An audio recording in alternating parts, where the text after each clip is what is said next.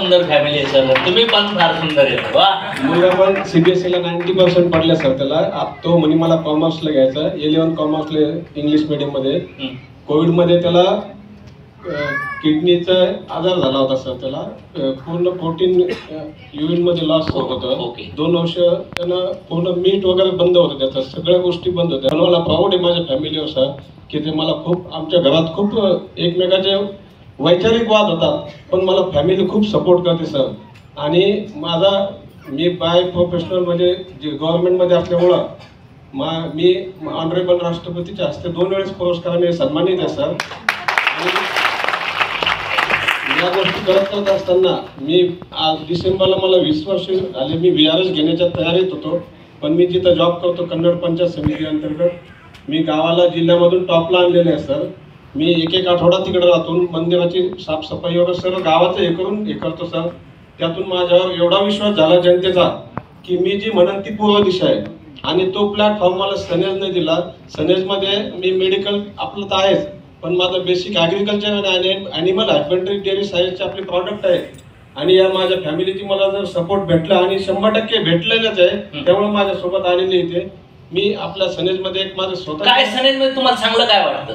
सनेजमध्ये platform असा आहे की इथं सगळ्यांच्या घरात आपण सुख देऊ शकतो, आशीर्वाद घेऊ शकतो आणि त्यांच्यापासून एक इन्कम सोर्स त्यांच्यासाठी जनरेट करून आपण त्याच्यापासून एक आशीर्वाद घेतो.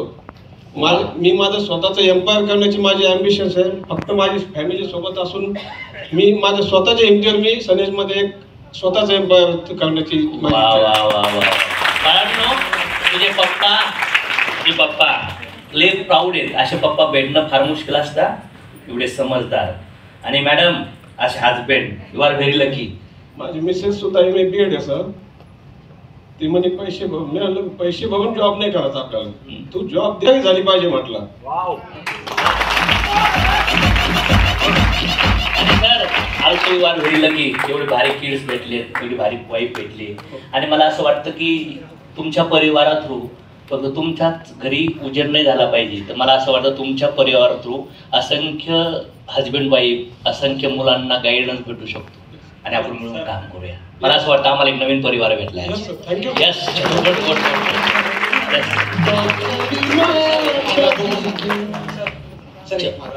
यस. किती काम असतं. तुम्ही काय करताय? मी शिक्षक आहे आणि ज्युनियर कॉलेज पण त्याला पण मी शिकवतो.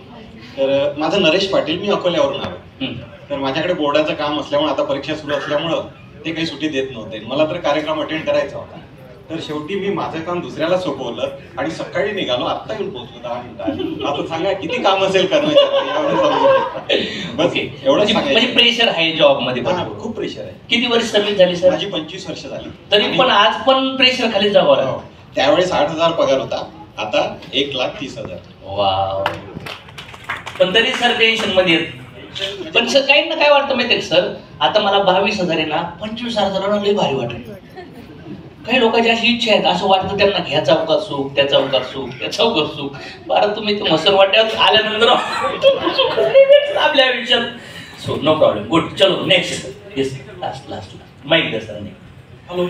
येस इकडे माईक द्या सर. एक मिनिट बोला सर. हा सर, माझं नाव सुनील गणेश बोर्डे. मी संभाजीनगरहून प्लॅन करतो. कंपनीचं समजा आपलं प्रोडक्ट वापरणं चालू करू. मी CA कडे कामाला होतो. 1,800 रुपये पर मंथ माझी सुरुवात झाली होती 2007ला. ज्यावेळेस मी परफेक्शन झालं माझं, तर त्यावेळेस मला ते 25,000 पे आउट देत होते 15 वर्षानंतर. पण टेन्शन एवढं होतं की माझ्याकडे होतं एक साईज, म्हणजे जे हॉटेल जे असतात त्यांच्याकडे जे लिकरचे स्टॉक वगैरे येतात जातात, त्याचं मॅनेजमेंट करणं आणि ते स्टॉक हॉटेलवाल्याचे मेंटेन ठेवणं. तर ह्या पिरियडमध्ये म्हणजे मला फ्रीडम भरपूर असायचा, पण मला म्हणजे कोणत्या विषयाने कॉल येऊ शकत होता. 24 तास. मी महिन्यात 16 दिवस काम करायचो. पण ज्यावेळेस समजा आता नागपूरचेच कॉल आले किंवा मुंबईचेच कॉल येतात, तर त्यावेळेस कधी कधी रात्री 2ला बी कॉल यायचे. म्हणजे तुम्हाला टायमिंगचा प्रॉब्लेम होता? म्हणून टायमिंगचा प्रॉब्लेम होता. आणि विशेष ज्यावेळेस मला म्हणजे हजर